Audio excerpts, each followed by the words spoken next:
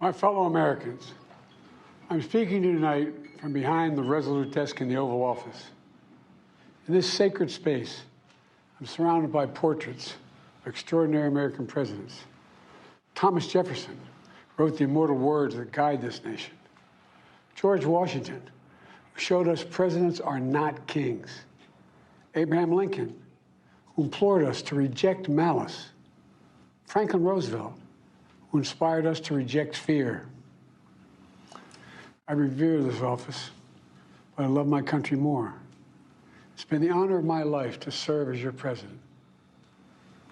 But in the defense of democracy, which is at stake, I think it's more important than any title.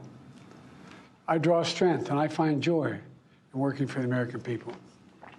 But this sacred task of perfecting our union is not about me.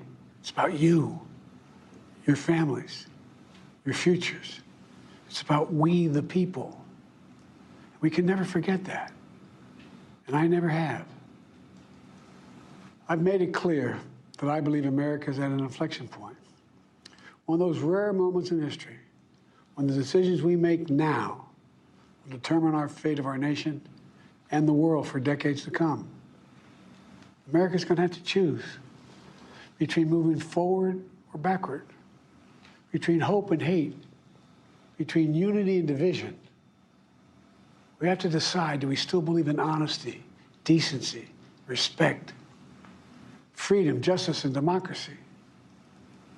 In this moment, we can see those we disagree with not as enemies, but as fellow Americans. Can we do that? Does character and public life still matter?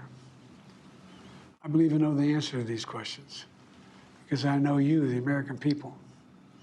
And I know this, we are a great nation because we are good people.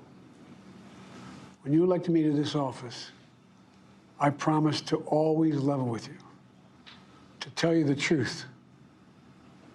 The truth, the sacred cause of this country is larger than any one of us. And those of us who cherish that cause, cherish it so much, a cause of American democracy itself, must unite to protect it.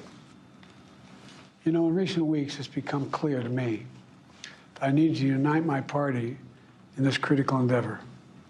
I believe my record as president, my leadership in the world, my vision for America's future, all merited a second term. But nothing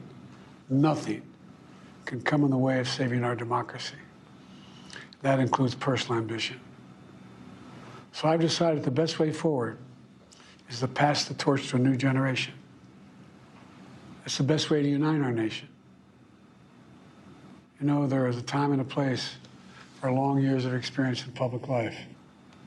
There's also a time and a place for new voices, fresh voices, yes, younger voices. And that time and place is now.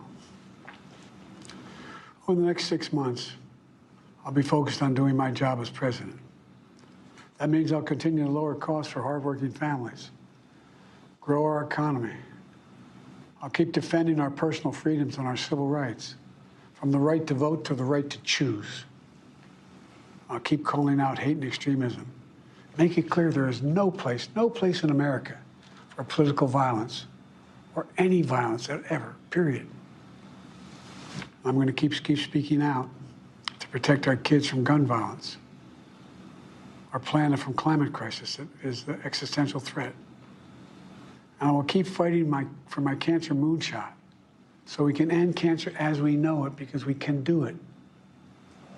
I'm going to call for Supreme Court reform because this is critical to our democracy, Supreme Court reform. You know, I will keep working to ensure America remains strong, secure, and the leader of the free world. I'm the first president in this century to report to the American people that the United States is not at war anywhere in the world. We'll keep rallying a coalition of proud nations to stop Putin from taking over Ukraine and doing more damage. We'll keep NATO stronger, and I'll make it more powerful and more united than any time in all of our history. I'll keep doing the same for our allies in the Pacific. You know, when I came to office, the conventional wisdom was that China would inevitably surpass the United States. That's not the case anymore. And I'm going to keep working to end the war in Gaza, bring home all the hostages, and bring peace and security to the Middle East and end this war.